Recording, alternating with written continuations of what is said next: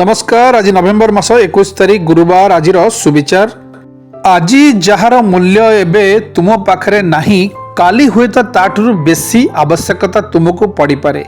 मन रखु समय किछि भी करि पारे। माँ गोटे पुओ जन्म करने ता निजर सुंदरता हरई देउछि, किंतु सेही पुओ सुंदर स्त्री पाई निज माँ को छाड़ी देउछि। अविश्वासी खोजे हजारे प्रमाण, विश्वास खोजई सुंदर मन। विश्वास रे जे विष देउथाए मनुष्य नुहे से पशुठू हीन। तुम्हें जीवन रे केते सुखी ताहा बड़ कथा नुहे, तुम्हें तुम द्वारा केते जन सुखी ता ही सबठू बड़ कथा। हेले सत्यर सहचर मन रे रहे नहीं डर, आत्मविश्वास दृढ़तर करिले हुए उपकार। जीवन में सबू किणी पारिबो हेले आशीर्वाद कि भल पाइबा किणी पारिबो नाही, ताहा आमर कर्म अनुसार मिलता है। भाग्य जेतेबेले भगारी हुए सेतेबेले बहुत कष्ट सहिबाकू पड़े। जेमिति राग खाइले ही मिठार भ्यालु जना पड़े, सेमिति कष्ट करिले ही सफलतार भ्यालु जना पड़े। शास्त्र मानकरे माता को पृथ्वी, पिता को विष्णु और आचार्य को ब्रह्मा रूप में वर्णना करा जायछि।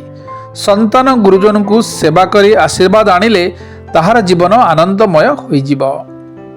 स्त्री मानकर कर्तव्य होछि पतिदेव को परमेश्वर रूप मानी तांकर सेवा करिबा। मन वचन और कर्म रे पतिदेवंकर हित चिंता कले परस्पर भितर प्रेम भाव बढ़े।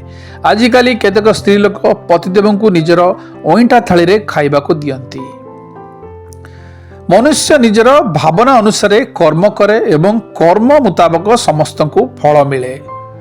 असर्पा काचपोक विषय भावी भावी निज काचपोक होता है। से मनुष्यर भावना मुताबक सत असत विचार बाहरे।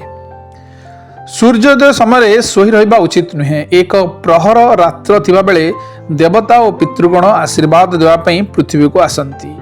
ब्रह्म मुहूर्त उठी नित्य कर्म सारी ईश्वर आराधना कले जीवन में सुख शांति मिलिबो एवं शरीर निरोग रहिबो। टिके परीक्षा करी देखंतु। संध्या समय रे सोइबा, खाइबा, मैथुन करिबा एवं झाड़ू लगाइबा उचित नुहे, कारण यही समय रे लक्ष्मी देवी घर को विजय करती। एपरी कर्म रे व्यस्त थिबा मनुष्य को देखी अभिशाप देई चली जाती। गृहस्थ जीवन रे थरे चारिधाम यात्रा करी तीर्थर प्रसाद और गंगा जल आनी 7 घरे बांटिले तीर्थर पुण्य फल मिले। पापी मनुष्य को ये संसार नरकपूर्ण देखा जाए, किंतु साधु को भावना रे ये संसार हेउछि साक्षात स्वर्ग भूमि।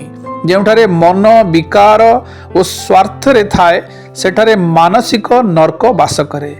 यह सत्य वचन अटे। मनुष्यर आध्यात्मिक ज्ञान उदय हेले ताहाकू भौतिक संपत्ति और आत्मिक शांति निश्चय मिलिबो। सूर्य को मुह करी मलमूत्र विसर्जन करिबा किंबा दांत घसीबा उचित नुहे, कारण सूर्य, अग्नि और जल हेउछंती प्रत्येक देवता। एमानकू श्रद्धा और भक्तिर सहित पूजन कले अश्वमेध यज्ञर पुण्य फल मिले।